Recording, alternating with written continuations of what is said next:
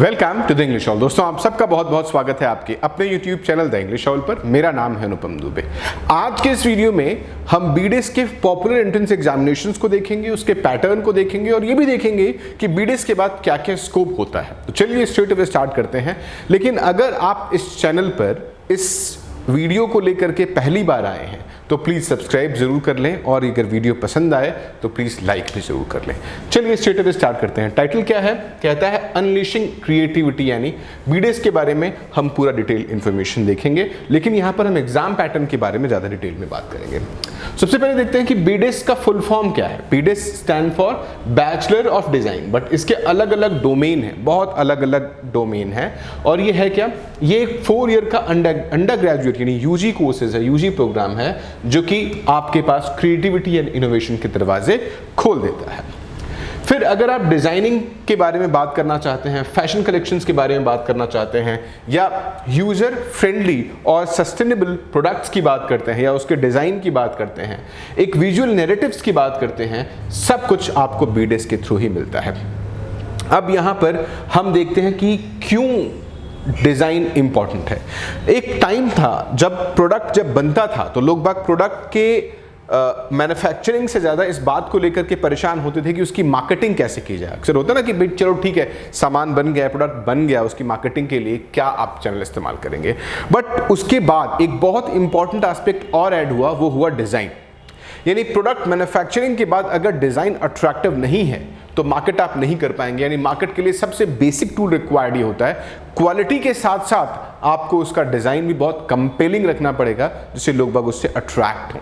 उसी के बारे में ये कहता है कि हमने बहुत सुना है कि कॉम्प्लेक्स पजल है कि आप कैसे मार्केटिंग करोगे, बट उसके अलावा आज के डेट में प्रोडक्ट प्राइसिंग प्रमोशन ये भी एक इंपॉर्टेंट एस्पेक्ट है, और इसके साथ फिर डिजाइन आ जाता है। तो जो सीक्रेट सॉस है उसके बीच में वो क्या है? वो डिजाइन है। बिल्कुल ठीक बात है कि आप जो सुन रहे हो बिल्कुल ठीक सुन रहे हो कि यही वो एक सीक्रेट जो रेसिपी है किसी भी सक्सेस का, वो है डिजाइन। ठीक है, जो कि आपको या तो मेक कर देगी या तो ब्रेक कर देगी। ठीक है, सो हम ब्रांड्स के बारे में जाते हैं, बहुत चीज़ों के बारे में जाते हैं, अलग अलग प्रोडक्ट के बारे में जानते हैं। खासकर आप देखोगे जैसे वाइन की बॉटल्स होते हैं, विस्की की बॉटल्स होते हैं, उनका डिज़ाइन बड़ा अट्रैक्टिव होता है, या जो कई बार जूस की बॉटल्स होते हैं, ये जो शेक की बॉटल्स होते हैं बहुत डिज़ाइनिंग होते हैं, डिज़ाइन उसका बहुत अच्छा होता है, अट्रैक्टिव होते हैं, आई कैचिंग होते हैं। तो उन चीज़ों की रिक्वायरमेंट रहती है। चलिए स्ट्रेट अवे स्टार्ट करते हैं। लेकिन सिर्फ ऐसा नहीं है, डिज़ाइन के बारे में बात करते हैं, उसकी डिटेल में देखते हैं कि क्या क्या है। सबसे पहले हम फैशन की बात करते हैं। जब भी आज के पहले जब हम डिज़ाइन की बात करते थे तो लोग बाग यूजली या तो इंटीरियर की बात करते थे या फैशन की बात करते थे। उन सारे ही जो डोमेन है डिज़ाइन में, उसमें सबसे टॉप पर फैशन रहता था कि फैशन डिज़ाइनिंग सबसे टॉप पर आता था। उसके नीचे और क्या क्या लेयर्स बनते हैं उन सब के बारे में बात करेंगे।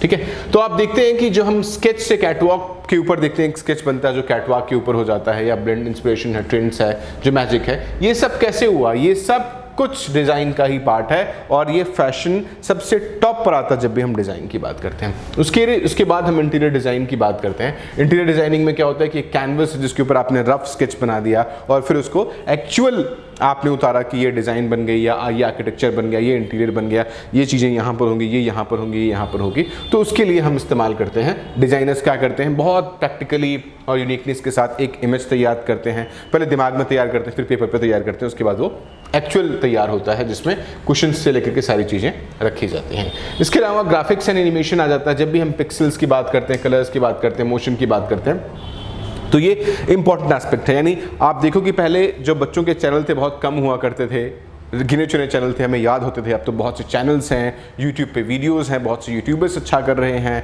तो ये गेमिंग के बहुत से एप्लीकेशंस आ चुके हुए हैं। सो आप इस फील्ड को कभी भी, ग्राफिक्स और एनिमेशंस को कभी भी कम नहीं कर सकते हो, और डे बाय डे इसकी डिमांड बढ़ती जा रही है। वीएफएक्स के डिमांड के बाद, मोशंस के बाद स्टिल मोशन हो गया, इनके बाद तो इसकी डिमांड बढ़ती चली जा रही है। सो ये भी एक बहुत इंपॉर्टेंट एस्पेक्ट है जहाँ पर हम वीडियोस की, ग्राफिक्स की बात करते हैं, मीम्स की बात करते हैं, इन सब की बात करते हैं। इसके अलावा फिर फोटोग्राफी आ जाती है, जहाँ हम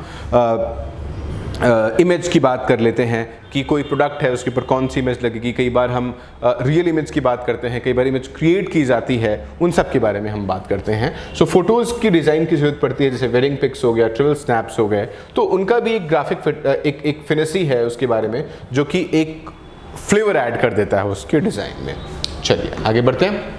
अब कुछ गुड कॉलेजेस और इंस्टीट्यूशंस की बात करते हैं बीडीएस को लेकर के, ध्यान से देखेंगे इसके बाद में जहां हम बात कर रहे हैं। सबसे पहले है, अगर आप डिज़ाइन की बात करते हैं तो सबसे पहले टेक एक इम्पॉर्टेंट एस्पेक्ट हो जाता है आपके लिए, कि बिना टेक्नोलॉजी में अगर आप अच्छे से प्रिपेयर्ड नहीं है तो आपके लिए डिज़ाइन एक बहुत मुश्किल फील्ड हो जाएगा। इसलिए अपने आप को आपको हमेशा टेक्नोलॉजिकली आपको अपडेट करना पड़ेगा कि कोई टूल आप इस्तेमाल कर रहे हो, उसका कोई लोगो बना रहे हो या कुछ और बना रहे हो और आपको ये नहीं पता कि इसको कैसे बनाया जाएगा, तो आपके लिए दिक्कत रहेगा। इसलिए trick is your trustee side kick. हमेशा एप्लीकेशन हो गया, कैनवा हो गया, जो बहुत आसानी से बना देता है। तो आप ध्यान रखिए कि कोई कोडिंग या कोई इसमें कोई एप्लीकेशन राइट नहीं करना है, बट जो एप्लीकेशन है उसका यूज आपको अच्छे से करना चाहिए। सो डिज़ाइन हर जगह अवेलेबल है। हम फैशन टू फर्नीचर की बात करें, हर जगह डिज़ाइन अवेलेबल है, पूरे यूनिवर्स में डिज़ाइन अवेलेबल है। बस थोड़ा सा ब्यूटी विद ब्रेन्स की ज़रूरत होती है, उसके बाद चीज़ें बेटर हो जाती हैं। फिर एआई, जब से एआई आया हुआ है उसके बाद से क्रिएटिविटी को लेकर के एक नई चर्चा छिड़ गई है उसके बारे में। Can AI replace designers? Possible ही नहीं है, पॉसिबल ही नहीं है, क्योंकि एआई एक डेटा फीड के ऊपर काम करता है, सर्टेन डेटा फीड किया जाता है, उसी को जनरेटिव टेक्स्ट के ऊपर दे देता है। बट ह्यूमन जो इमेजिनेशन है उसको कैसे एआई रिप्लेस कर पाएगा? तो ऐसा बिल्कुल भी पॉसिबल नहीं है। Creativity is not a robot thing, ये आपके ब्रेन के एक स्पार्क के ऊपर डिपेंड करता है कि कहाँ कहाँ कैसे क्रिएटिविटी होती है। फिर हम यूजर फ्रेंडली सस्टेनेबल ग्रोथ की बात करते हैं। मैंने स्टार्टिंग में इस वीडियो के बताया था कि जब भी हम फैंसी किसी चीज़ की बात करते हैं, स्मूथ की बात करते हैं, तो हम ये भी सोचते हैं कि वो यूजर फ्रेंडली हो और सस्टेनेबल हो, ये भी हम ध्यान रखते हैं। डिज़ाइन एक्सप्रेस की बात करते हैं तो डिज़ाइन दिन ब दिन बढ़ता जा रहा है, जो दुनिया फैंसी होती चली जा रही है, हर चीज़ें बेहतर होती चली जा रही हैं, यूजर एक्सपीरियंस अलग हो रहा है, तो आपको इसके लिए तैयार रहना पड़ेगा।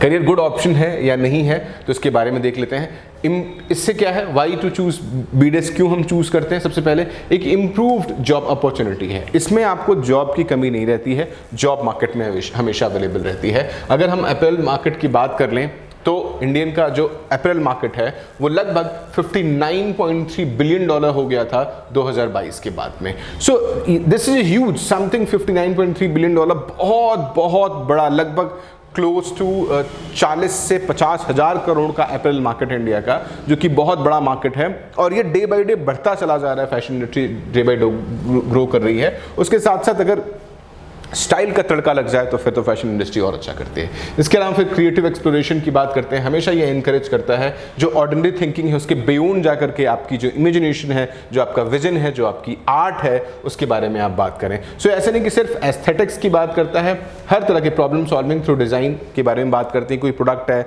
उसका डिज़ाइन ऐसे हम बनाएं कि वो सस्टेनेबल भी हो और जो भी प्रॉब्लम फेस की जा सकती है उस प्रोडक्ट को लेकर के, यही विजन है कि हम उसको मिनिमाइज कर सकें। यही एक क्रिएटिव एक्सप्लोरेशन हो जाता है, जहाँ पर आप अलग अलग डिजाइनर के साथ कोलैबोरेट करते हो, अलग अलग इंडस्ट्री के साथ कोलैबोरेट करके मार्केट के हिसाब से अपना प्रोडक्ट तैयार करते हो, जो यूजर की नीड बेस्ड के ऊपर काम करता है। होलिस्टिक लर्निंग है, जहाँ पर आप बीडीएस जर्नी के दौरान सब कुछ फैसेट्स ऑफ डिज़ाइन में, एस्थेटिक्स हो गया, फंक्शनलिटी हो गया, यूजर एक्सपीरियंस हो गया, सस्टेनेबिलिटी हो गया, सब के बारे में आप पढ़ते हो। चलिए आगे बढ़ते हैं। अब एडमिशन प्रोसेस के बारे में बात कर लेते हैं। एलिजिबिलिटी, कोर्स ओवरव्यू के बारे में बात कर लेते हैं। जैसा कि मैंने बताया, क्या है, बीडीएस एक अंडर ग्रेजुएट डिग्री है 4 साल का और ये स्पेशलाइजेशन कवर करता है such as fashion designing, product designing, industrial design, textile design, fashion communication. लेकिन बीडीएस के अलावा और क्या है, टेक्निकल और प्रैक्टिकल नॉलेज बहुत स्ट्रांग होनी चाहिए। मैंने इस वीडियो में 2-3 बार इस बात को दोहरा दिया। एलिजिबिलिटी क्राइटेरिया क्या कहता है कि आप कहीं से भी आपने इंस्टीट्यूशन टू इंस्टीट्यूशन वेरी करता है, बट ये 10+2 और इक्विवेलेंट आपका मिनिमम परसेंटेज के साथ क्वालिफाई हो। कोर्स फीस क्या जाती है, वेरी करता है institution to institution. Private universities ज़्यादा फीस चार्ज कर सकती हैं, कुछ कॉलेज कम फीस चार्ज कर सकते हैं, बट जो उसकी फीस जाती है वो 2 लाख रुपए से लेकर के 6 लाख रुपए तक वेरी करती है। बट बीडीएस की एलिजिबिलिटी, बीडीएस की फ़ी, ये सब कॉलेज टू कॉलेज वेरी करेगा कि आप किसी प्राइवेट कॉलेज से कर रहे हैं या किसी गवर्नमेंट के एफिलिएट कॉलेज से कर रहे हैं। तो जब भी आप कॉलेज सेलेक्ट करें, बहुत बारीकी से और बहुत समझदारी से इन चीज़ों को चूज़ करें।